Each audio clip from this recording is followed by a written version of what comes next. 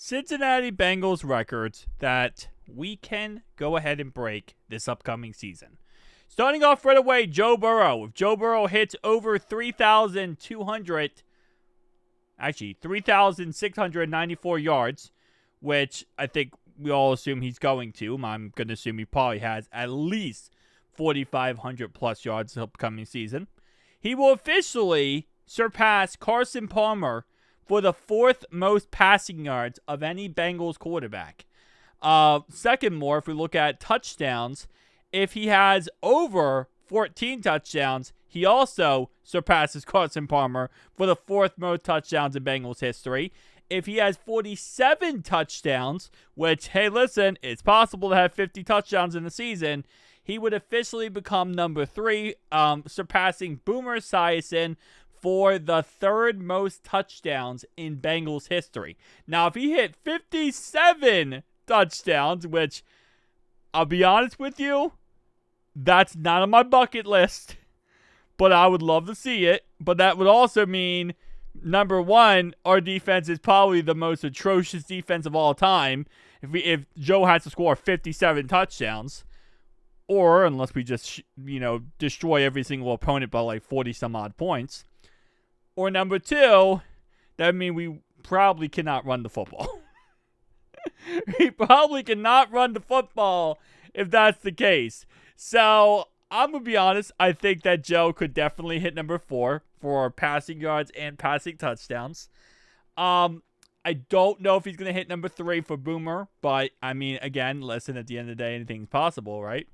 So, we have to wait and see on that one. But, for right now, Joe Shiesty can at least hit number 4. He would need, how many yards is this? He would need around 800 some odd yards to beat out Boomer for yards. In the future. In the future, I promise. My voice cracked. Holy crap. Anyway. Alright, so rushing yards. Let's look at this. Okay, so we don't really have a running back on the roster right now because Joe Mixon is, obviously gone. So we don't have a running back on the roster who has been here long enough to achieve these goals. So running back really isn't much. Chase Brown's only been in the league for a couple years, and obviously Samaje Perine. I don't think he's going to hit any records, if we're being honest, and neither will Zach Moss. Tajay Brooks maybe hit like a rookie record or something like that. But if we look at it right now, Chase Brown's at 26. He could go ahead and surpass. Okay, hold up. He could surpass Andy Dalton for the 25th most rushing yards if he has over 50 some odd yards. Andy Dalton. Okay. Hey, Andy was here for a while, so I guess it is a thing. And Boomer has 1,300 yards, so I mean, come on, man. Boomer out here with the wheels. I don't think we give Boomer Esiason enough credit for his wheels. So if he hits over, let's say he has 1,000-yard season, he would go from 26 all the way up to right around Ken Anderson at 16. So he'd go from 26 to 16 and surpass Ken Anderson. Well, Shake and Blake makes sense. Shake and Blake makes sense that he is number 20. And then Boomer and also Andy Dalton. So Chase Brown has a chance here to make history. And yeah. Oh man, that was not on my bucket list today to see Andy Dalton. But okay, receiving wise, this is when we were really going to cook here. And also, actually, let me go back here to rushing touchdowns, because I don't think Chase has that many. Chase Brown has 7 rushing touchdowns total. So, how much is that for right now? Okay, so, yeah, I mean, obviously he could easily, work his way up the list of this list here.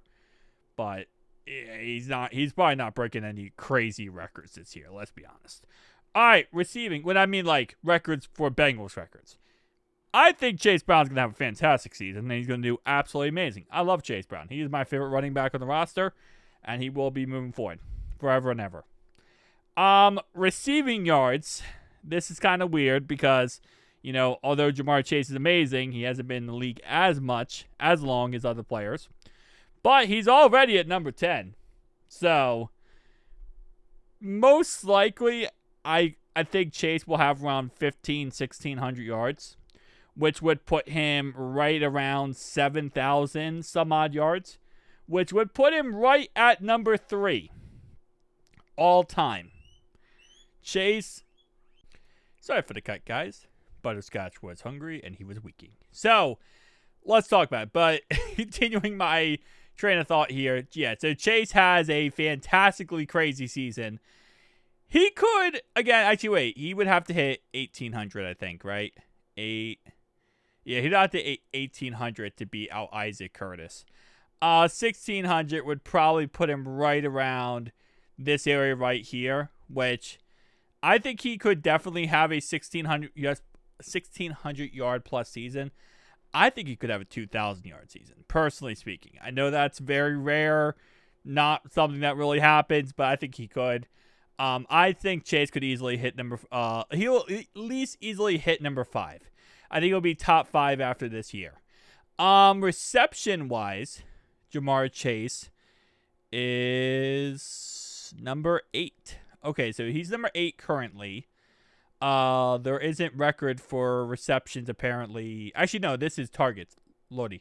395 here, so he's number 8 currently. 416, okay, he's easily going to beat all of this. Okay, maybe not all of this, but he's going to at least be in top 5 for receptions as well going into next year. So he's going to at least hit top 5 as well. For touchdowns, 20 touch. I don't think he'll have 20 touchdowns for the year. I'm going to say he probably has around 13, 14. So that would put him right around, again, top 5.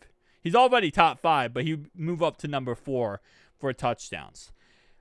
T. Higgins is, where is T at? I'm going to assume T has missed some games, so he's number 13, okay. Number 13, 4,595 total yards right now, receiving yards right now. I could see him having a 1,000-yard season, which would put him right around 5,600, which would probably put him top 10. So Jamar Chase moves up. He would be top 10 in that department as well. Reception-wise, T is number 12. I could see, again, I would probably assume he'll have 70-some-odd receptions. Wait, probably more than that, probably 100. But, so probably around 430 in the end, which would put him, again, in the top 5. Not bad. And then touchdown-wise, he is currently sitting at 34. I think T will at least have like 8 or 9 touchdowns. Well, let's say 10 touchdowns. Let's kind of round that up. 44 would put him inside the top 5 as well.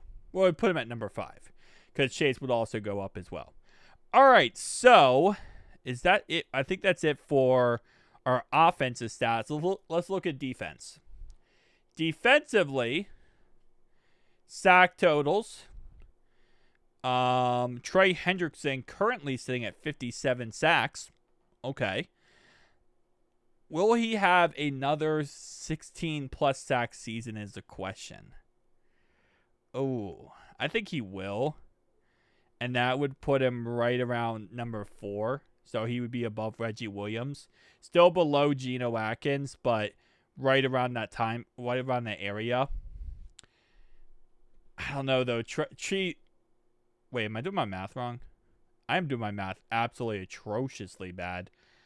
Am I actually? So, this would be, what is that? 3, and then that's 18.5. So, he'd have to have 18.5 to beat Geno Atkins. So, yeah, no, I'm right. He would have to get 18.5 to beat Geno Atkins, so he'd be number 4. Where's Myles Murphy? Myles Murphy's at 3. I'm not even joking at that point. If Myles Murphy has 1 sack, he would, even if he gets half a sack, Maybe. If he gets 1 sack, he'd be in the top 100 for sacks for the Bengals. If he gets 1 sack. Hopefully he gets 1 sack. Interceptions. I'll be honest with you. I don't think any of our guys are young. Our secondary is way too young. And outside Cam Taylor-Bright, we just have a very young secondary. They're probably not going to break any records inside the top 5, top 10 this year. I would assume they don't. Who knows? Maybe they do. Maybe I'm completely wrong, but I don't think they will. Guys, tell me down below your thoughts and opinions, though. I'll see you guys next one. Peace out.